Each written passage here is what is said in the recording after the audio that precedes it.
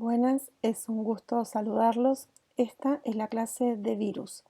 Aquí vamos a conocer las características generales de los virus, vamos a comprender la importancia de los bacteriófagos en la naturaleza y vamos a describir algunas técnicas de detección de los virus en el laboratorio.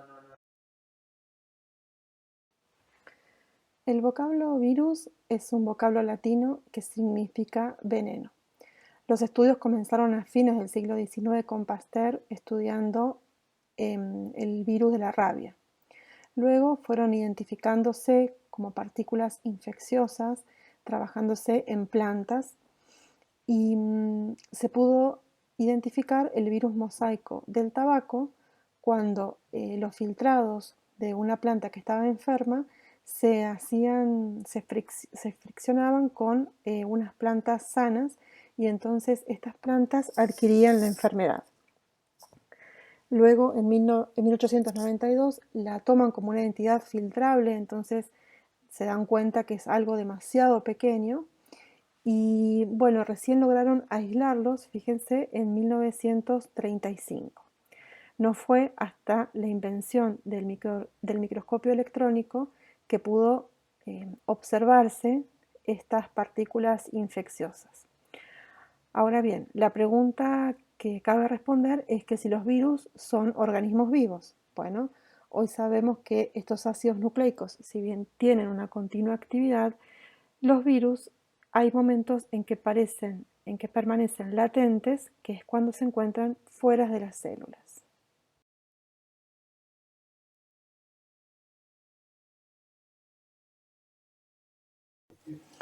El virus es un parásito obligado que no puede replicarse sin una célula hospedadora adecuada. Un virión es la forma extracelular de un virus y contiene un genoma que puede ser de RNA o de DNA en el interior de una cubierta proteica. El genoma del virus puede introducirse en una nueva célula hospedera mediante una infección. Luego, el virus redirige el metabolismo del hospedador para sustentar su replicación. A su vez, los virus pueden clasificarse por sus ácidos nucleicos y también por el tipo de hospedador.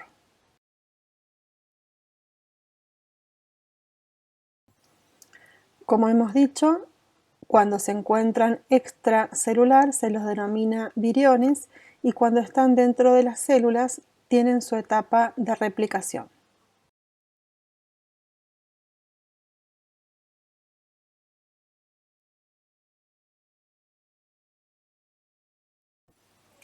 En esta diapositiva es posible visualizar el tamaño de las diferentes células, desde las más grandes a la derecha, como son las de los animales y plantas, y las más pequeñas a la izquierda. Como se puede observar, los virus solo pueden verse bajo un microscopio electrónico. Aquí se muestra otra comparación del tamaño de los virus. Dentro de ellos mismos también los hay de diferentes tamaños. Por ejemplo, el virus del ébola es mucho más grande que los tan famosos por estos días como son los adenovirus.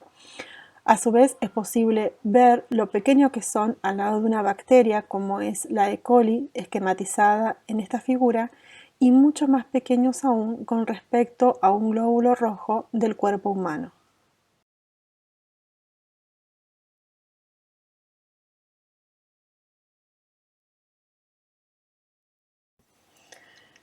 Como hemos dicho, también se los puede clasificar según los organismos a los que infectan, como pueden ser vegetales, animales y bacterias. En este caso se denominan bacteriófagos. También se los puede clasificar por el ácido nucleico que contienen y si a su vez este es de cadena simple o doble. Los genomas de los virus pueden ser de DNA o de RNA y algunos pueden usar ambos materiales genómicos, aunque en diferentes etapas de su ciclo de replicación. No obstante, en el virión solo hay un tipo de ácido nucleico. Este puede ser monocatenario, bicatenario o, como es los hepatnavirus, que son parcialmente bicatenarios. Algunos genomas víricos son circulares pero la mayoría son lineales.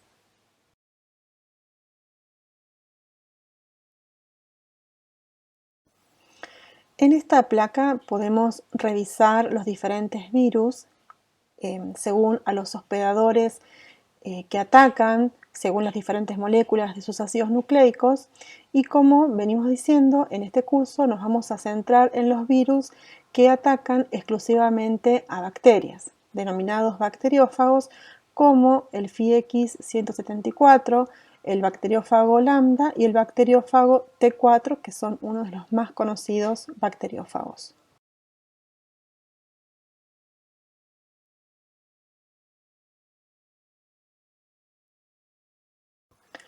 Un virión es una partícula infecciosa completa. Es un ácido nucleico con una cubierta proteica. Los virus se clasifican según las diferencias de las estructuras de las cubiertas. Algunos virus, tienen la cápside y está además recubierta por una envoltura, que a su vez puede tener o no espículas. Estas son muy específicas y sirven como medio para poder identificarlas. Cuando las cápsidas no tienen envoltura, los virus se denominan sin envoltura o virus desnudos.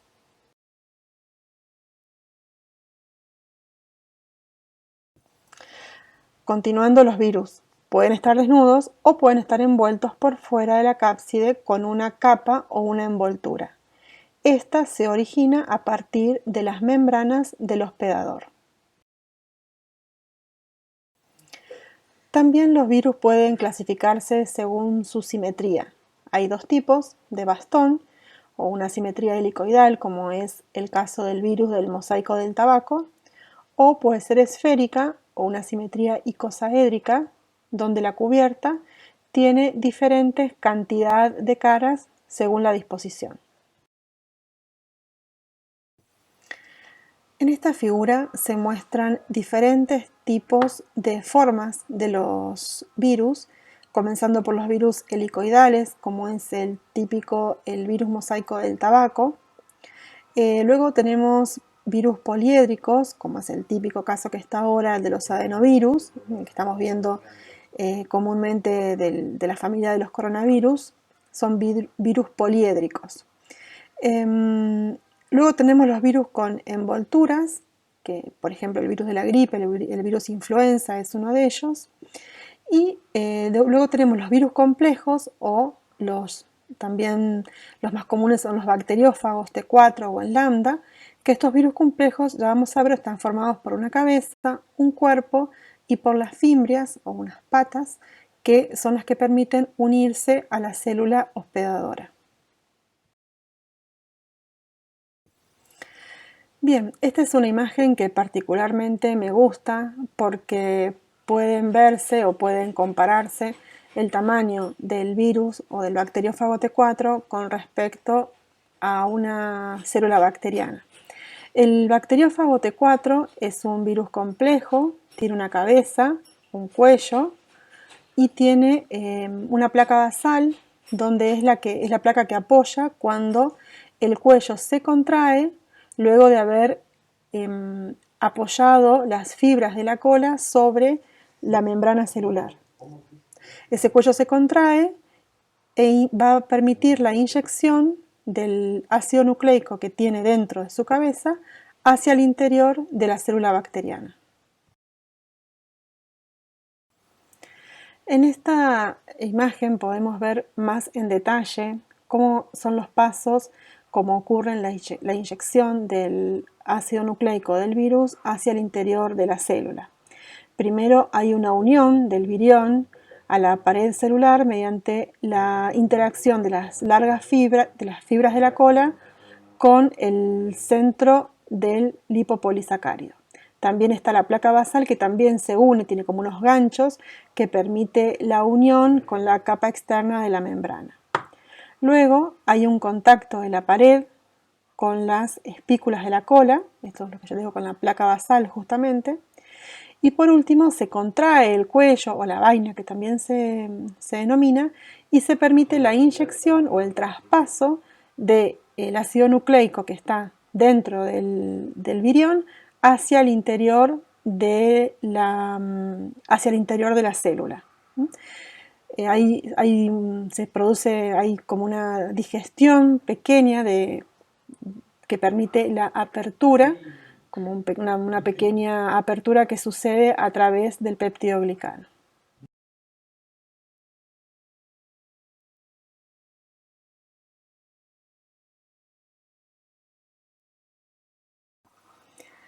Bien, este es un esquema que también lo pueden ver en el libro de Tórtora, de ahí está copiado, donde va paso por paso cómo es digamos, la multiplicación viral que ocurre una vez que el virus ingresa su ADN a través de la pared de la membrana. Primero hay una fijación, luego la penetración justamente del ADN del fago hacia el citoplasma celular. Luego, el virus redirecciona el metabolismo de la célula bacteriana de manera tal de sintetizar los componentes de sus estructuras, y luego viene lo que se llama la maduración, que esas estructuras se unen, los componentes virales se ensamblan y se forman nuevamente viriones, y en una última etapa sigue la denominada liberación, donde la célula huésped se lisa, se muere y se liberan los nuevos viriones. Les dejo como duda, o mejor dicho como una tarea, cuál sería el resultado lítico de un virus. ¿Cuál es el resultado del ciclo lítico de un virus? Este diagrama está tomado del libro del Brock, y aquí pueden visualizar ustedes en un esquema se representa la línea del tiempo, donde se observa que luego de la inyección comienzan la síntesis de proteínas que permite la replicación del fago, es decir, con todas las estructuras que necesita para su ensamblaje, y fíjense que a los 20 minutos comienza el ensamble propiamente dicho, o el autoensamble por parte de lo que van a ser los nuevos viriones, y de manera que a los 25 minutos quedan listos para ser liberados fuera de la célula hospedadora y producir la lisis celular.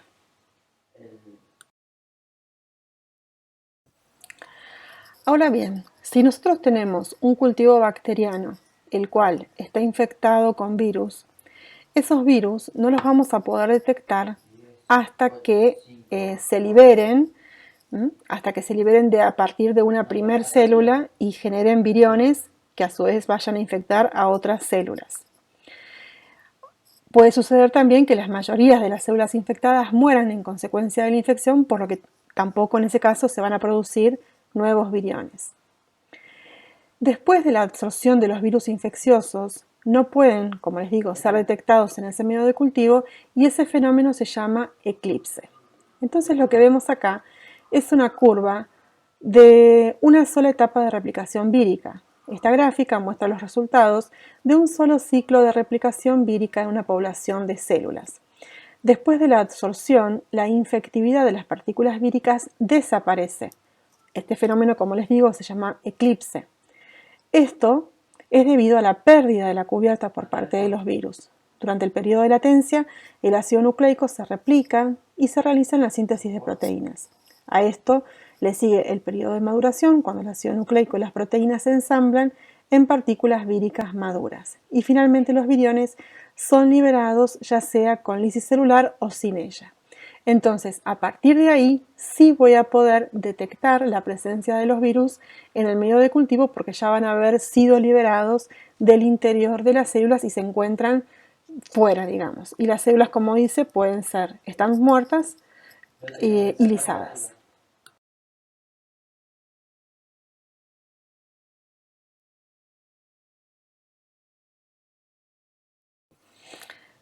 Como decíamos recién, los virus no pueden multiplicarse fuera de un huésped vivo. Eso complica su detección. Entonces debemos hacerlo pasar por una célula viva para que luego, al liberarse, ahí sí podamos detectarlos y cuantificarlos. Esta es una técnica que se llama ensayos de Calvas, que permite la cuantificación de virus bacterianos. Es decir, debemos contar con una célula hospedadora, cualquiera sea su blanco de infección, dependiendo por supuesto del fago que estamos utilizando. Se mezcla una dilución de una suspensión que contiene el virus con una pequeña cantidad de agar fundido y la bacteria hospedadora sensible. La mezcla se vierte en la superficie de una placa de agar con el medio de cultivo adecuado. La bacteria hospedadora, que se ha extendido uniformemente a lo largo de toda la capa de agar de superficie, comienza a crecer. Y tras toda una noche de incubación forma un césped de crecimiento confluyente. Las células infectadas por viriones son lisadas y forman calvas en el césped, ¿sí? O estos pequeños lugares donde deja de crecer, digamos. El tamaño de las calvas depende del virus, del hospedador y de las condiciones de cultivo. En la fotografía de la derecha se observa una placa en la que aparecen las calvas formadas por un bacteriófago en un césped de bacterias sensibles. Las calvas mostradas son entre 1 y 2 milímetros de diámetro. En la parte izquierda de la diapositiva pueden ver el esquema de cómo se hace la técnica para detectar la cantidad o para cuantificar los virus presentes en un cultivo de bacterias. Entonces, lo que hemos visto hasta ahora es el ciclo lítico de un virus. Pero la multiplicación viral también puede tener otros aspectos como el llamado ciclo lisogénico. Luego de la penetración del genoma del virus dentro de la célula, el ADN del fago originalmente es lineal, pero se circula. Y este círculo puede ser multiplicado y transcripto, lo que conduciría a la producción de nuevos fagos y a la consecuente lisicelular, que es la que habíamos visto. Como una alternativa, el círculo puede combinarse con el ADN circular de la bacteria y convertirse en parte de él. Esto se llama ciclo lisogénico. El DNA del fago se inserta en el cromosoma bacteriano y pasa a llamarse profago. La mayor parte de los genes del profago se encuentran reprimidos por proteínas represoras justamente que están codificadas en los mismos genes del fago. Estas proteínas represoras detienen la transcripción de todos los genes del fago cuando están unidos a operadores, que estos operadores son del DNA del cromosoma bacteriano. Entonces, cada vez que la célula replica su ADN, también replica el material genético del fago. La transducción especializada es el resultado de la lisogenia. Cualquier gen bacteriano puede ser transferido por transducción generalizada, porque el cromosoma huésped se rompe en fragmentos y cualquiera de ellos puede ser empaquetado en la cubierta del fago. En cambio, en la transducción especializada solo se transfieren ciertos genes. Cuando se extrae el profago del cromosoma huésped, los genes adyacentes de cada lado permanecen adosados al DNA del fago. En la figura que se observa, el fago captura el gen GAL de la galactosa y de esta forma el fago podrá transmitir el gen de la galactosa a otra célula que infecte y que no lo contenga.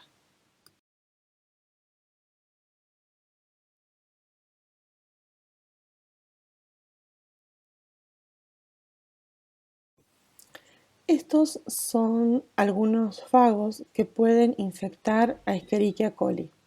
Pueden ser que tengan RNA como el MS2 o el Fi6. El Fi6 a su vez tiene como una cápsula, una membrana que lo rodea. Y luego pueden haber otros fagos que pueden ser del DNA, que contienen DNA de cadena simple, como el M13, que es muy conocido, y luego algunos de cadena doble, como el T3, Mu, Lambda y T4. El T4 o el Lambda, estos dos, son los más estudiados también por parte de la ciencia, porque son los virus, ya vamos a ver, son vectores y pueden, como dijimos, llevar genes de una célula a otra. Entonces, se los ha manipulado también bastante para la ingeniería genética.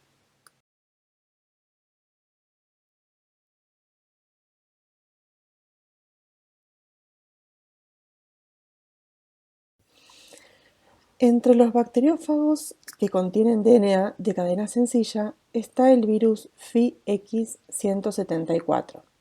Este virus es importante porque además de ser muy pequeño, es el primer elemento en donde se describe el solapamiento de genes, que es una manera de hacer más eficiente la lectura y ocupar menos espacio.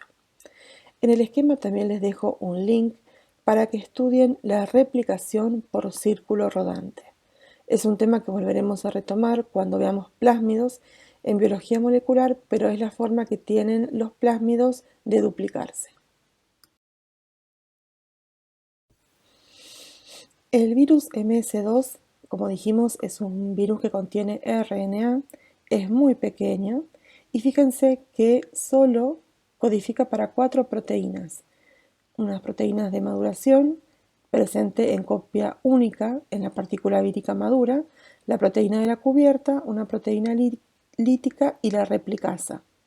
Esto lo pueden leer bien en el Brock, pero es interesante cómo tan pequeño pero tan eficiente que con una hebra de RNA hace la copia de la segunda hebra. Ese RNA funciona como RNA mensajero y produce la transducción de sus propias proteínas.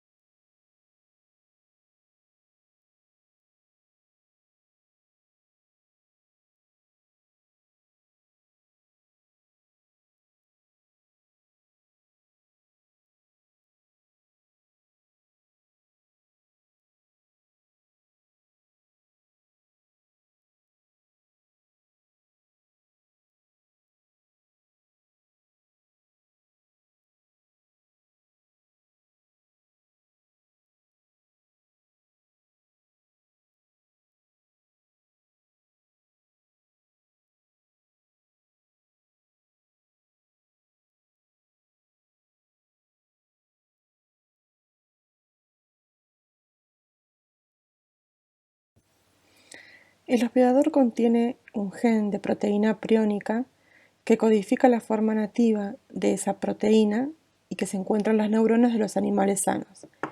La proteína priónica patógena tiene la misma codificación, pero tiene una diferente configuración y genera un mal plegamiento de la proteína. Esta proteína, la PRPC, es una proteína normal y se encuentra en la superficie de las neuronas. Cuando la forma infecciosa es atacada por proteasas, esta forma es resistente a esas proteasas y por lo tanto se acumula en las vesículas citoplasmáticas de los animales enfermos. Hay evidencia que los genes mutados pueden causar la enfermedad sin aparente infección. Todas estas enfermedades causadas por priones son neurológicas, deteriorantes y llevan a la muerte del individuo.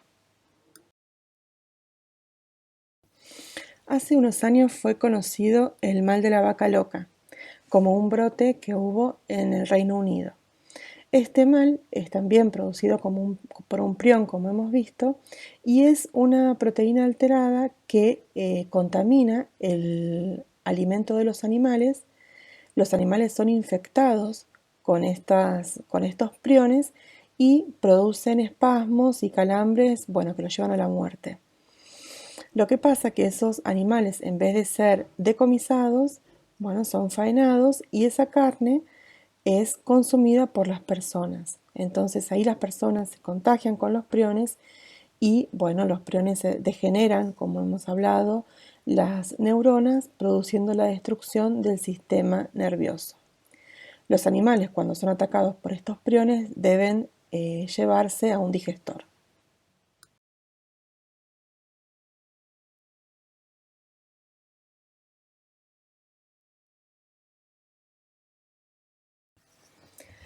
Finalmente, alguien dijo que la inteligencia es la habilidad para adaptarse a los cambios.